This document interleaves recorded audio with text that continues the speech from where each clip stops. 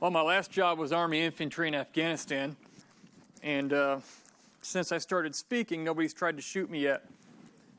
That's a pretty good upgrade for a job description. Good deal for a guy like me. Companies are losing enormous amounts of money every single day. And one reason for that is that a lot of them are overlooking a lot of the veteran talent, as you know, in their communities. And a lot of exceptional leaders, because there's a lot of cases translating the military skills into civilian skills, and where it applies into a company like this is a real challenge. Because believe it or not, military veterans really aren't taught very well to say, hey, we know you can disassemble a machine gun in 30 seconds, reassemble it blindfolded in the dark, upside down and underwater, but this is a computer company. You don't need to do that. You don't need to call in any airstrikes. And so, how do you take like all that leadership and everything, all these things contribute to the confusion. And another reason we have this confusion is that as human beings, we simply don't know what we don't know. And I experienced this after getting out of the military in a really unique way. It was about 10 years ago. I had just begun speaking. I never really planned on doing this. I tell people, if you don't think I'm any good, don't worry. I never planned on doing this anyway. But a company hired me to speak, and it was actually at the convention center about 10 minutes from here, and pretty big company. And I got a call from the CEO about 2 weeks before the event. They had booked the event, and we got on the phone. Never had talked to this guy before. And he said, it was very short. He basically said, hey, we don't want any sob stories.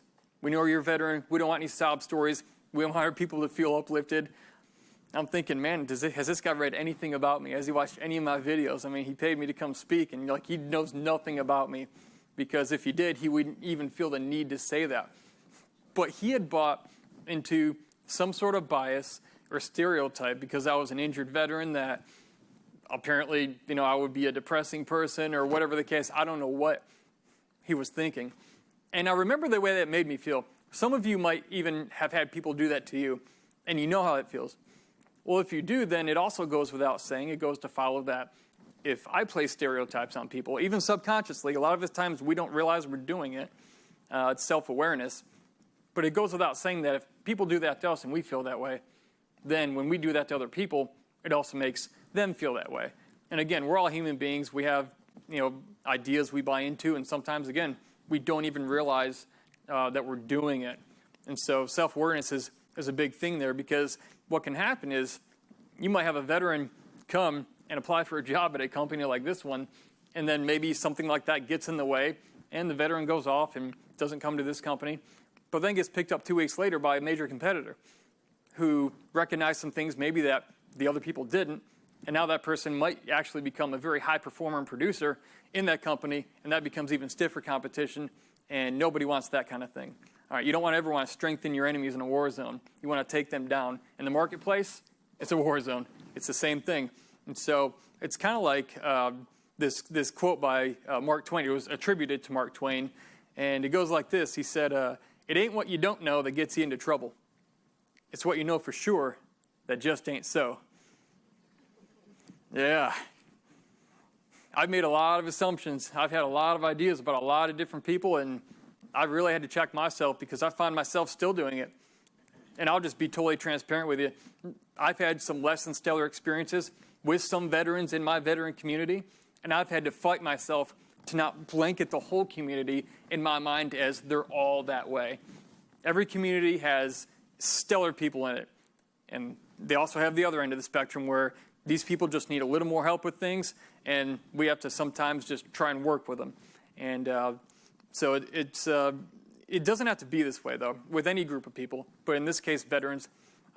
If you can imagine having a handful of military veterans, men and women, who were trained and their leadership abilities have been forged in combat.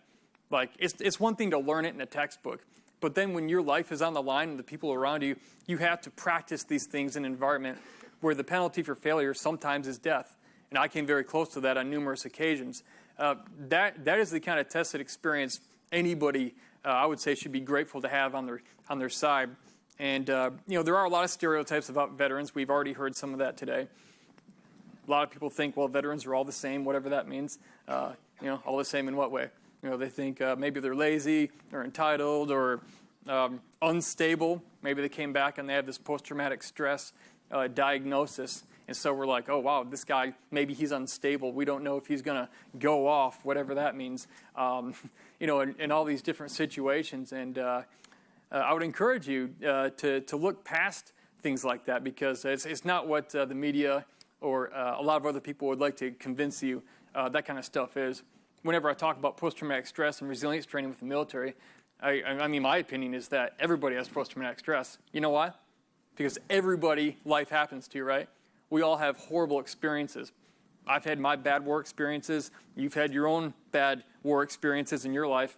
And we're affected by those things, and we have to constantly be able to adapt and maneuver around and overcome those things that we face. And so we all face battles. And unfortunately, a lot of people, they think of a disabled veteran. By the way, I'm a disabled veteran, which feels really weird to say because all it means is I have a disability rating, but I work out every day, or almost every day. I try. I do this. I have a career. I write books. I speak. I do all these different things. I don't feel disabled, but people think of that label.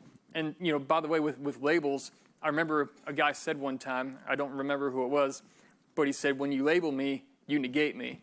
And basically what that means is once we place a label on somebody, we pretty much push them to the side and, okay, they're in this category now. And a lot of times we don't ever give it another thought.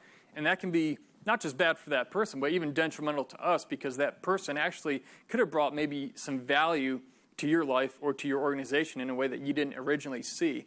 And so we're not all that guy at the end of the highway exit ramp with the cardboard sign. That's not the typical veteran. In fact, most of the veterans I hang out with personally, they're business owners. They have organizations. I mean, they're doing extremely well for themselves. And I'm better just because I get around them. I want to share a few things with you about our community, about veterans, that I think could be very beneficial for you in where you're going in life and with your work. I served with the U.S. Army's 10th Mountain Division in Afghanistan, fought the ground war there. I was a team leader in an infantry platoon. This is the April 18th, 2006. My vehicle ran over a double stack of anti-tank mines in the road, and I'm happy to say nobody died that day. And miraculously, I actually walked away from that vehicle completely unharmed. I had somewhat of a brain injury I noticed later. I was diagnosed with due to the explosion and the blast, but that's where I was sitting right there in the back seat. It's one of those days when nothing goes right. 7 o'clock in the morning. Like, I don't know how you started your day, but on April 18th, that's how we started ours. And a few months later, a suicide bomber tried to kill us, and he drove his minivan up next to my vehicle and exploded, blew himself and his van into about 10,000 pieces. That's my door blasted open in the screen right there. I woke up in the ditch, burning bloody, had no idea where I was.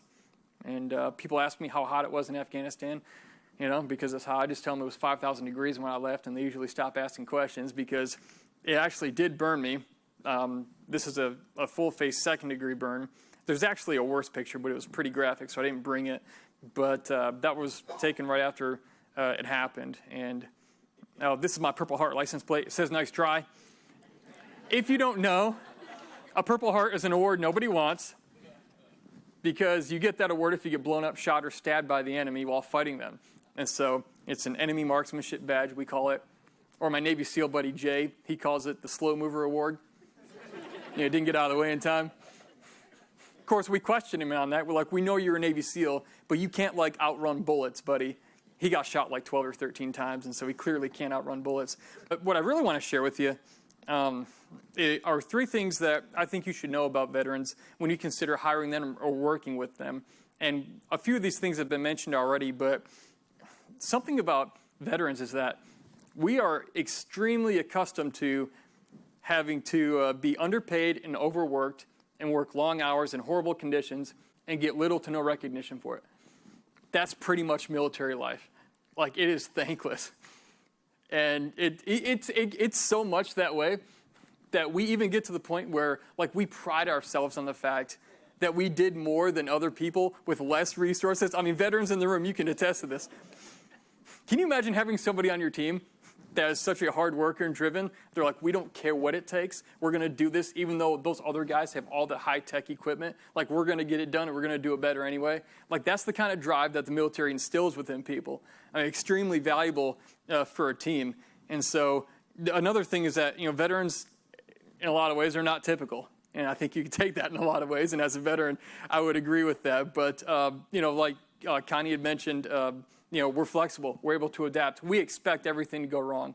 It's like you have the best mission plan, but when the bullets start flying, the best mission plan goes out the window. And you have to adapt in the moment, on the ground, right there in the moment. There's not always a lot of time, and there's a lot at risk. That's something that the military trains us to do. That makes us accustomed to that kind of thing. And then we come home, we come into corporate America, and it's like, well, nothing blew up today. Things are hard, but man, that didn't happen. And so, a lot of times with our experience, it's given us a unique perspective on things, not an arrogant one. We understand loyalty. I have friends who died trying to save their friends in combat. My roommate did, trying to drag his friend out of the kill zone in an ambush after he had gotten to safety. They teach us, you're about the person next to you. It's not all about you. And we understand that. And in Cody's case, it cost him everything. He didn't make it out. Veterans know how to take charge when nobody is taking charge. Sometimes situations happen where people freeze and they don't really know what to do. We're actually trained to take charge in those situations. Veterans are mission-minded. Veterans get out of the military. One of the biggest reasons we hear about all these suicides and all this horrible stuff with veterans, we get out of the military and we do the only thing we were always taught never to do, the first thing, and we are alone. You're always taught never go anywhere alone. And you always have a mission. There's always a mission. There's always something to do. We get out of the military, our platoon is gone, our unit's gone, and we're looking around going, what's my next mission? And a lot of veterans don't know what their next mission is. And when they come to your company and they're trying to add value and to be hired by your company, they're looking for a mission. They're looking for a place they can sell out to and they can work for and that they can work hard. And because they want another mission to accomplish. The worst place in the world is not being overworked. It's not having enough work because then you lack purpose. In that sense, we're pre-programmed for success. And I want to share a quick story with you as this ends. When I woke up in that ditch on the side of the road in Kandahar, I had two questions come into my mind because I didn't think I was going to make it out alive. I was badly burned. I woke up there. And I didn't really ask, where am I going? I'd already kind of dealt with that question. But the two questions that came up because of that to the forefront of my mind were, what did I do with my life that mattered? And what did I do for other people? When I thought I was going to die, those were the only two things that mattered. And I didn't know the answer, and that terrified me. That was the most terrifying experience I've ever had because it pretty much told me my life was meaningless. I came here, I was born, just another soul that came through, I died, and nothing's better because I was here. And there was an intense amount of regret and remorse. And I don't want anybody to ever have to live with that kind of thing. I know what that's like. And, when you get to the end of your life or you go to bed at night, you might wonder, did my life make a difference today? Did I help someone today? But when you get into those twilight years of life, you're going to look back and wonder, did anything I do matter?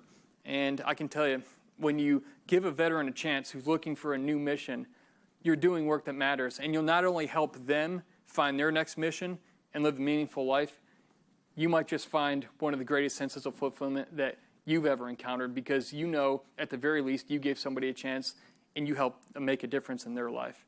So I appreciate you all today. Thank you for your time, and God bless you.